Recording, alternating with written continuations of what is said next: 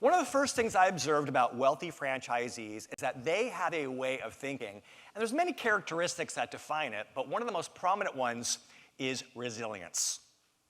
How many of you find yourselves sometimes having those days where you're working so hard, but it feels like the universe is just pushing back and knocking you down every step of the way? How many of you have those days sometimes? Resilience is our ability to keep working the system even on those days. Well, as I mentioned earlier, there are two elements that impact every area of our business, the operational piece and the human piece. Well, when we are faced with difficult times, the operational side of that is finding solutions.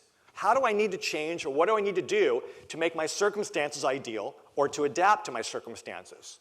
But that's just the operational side. There's a human side of this, and that is coping.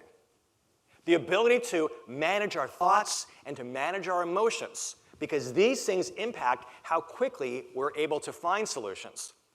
You know, when Bob faces difficult times, he feels the stress. He gets very emotional.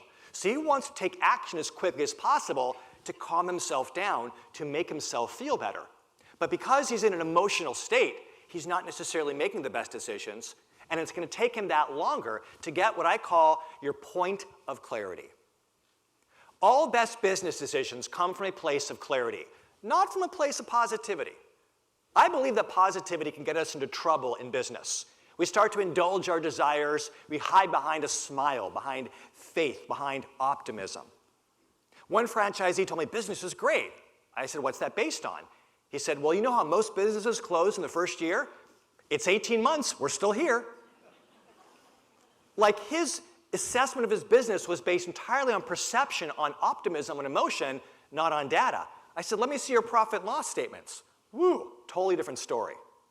We need to come from a place not of positivity, not of negativity, but of clarity, because that's where great businesses are made. But what that means for us as individuals is because we're human, we have a lot of emotion that kicks in. And what happens is it triggers our amygdala. That's the part of the brain responsible for keeping us safe. So when it senses a threat, the roar of a lion or gunshot, it puts us on high alert. That threat might also be the loss of a key employee. It might be the weather suddenly getting cold earlier. It might be finding out that you've run out of cups. It doesn't take much to trigger our amygdala.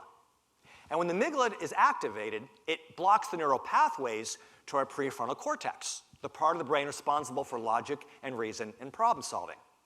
Which means that when we're all emotional and we're freaking out, we can't access the part of the brain we need to effectively solve problems.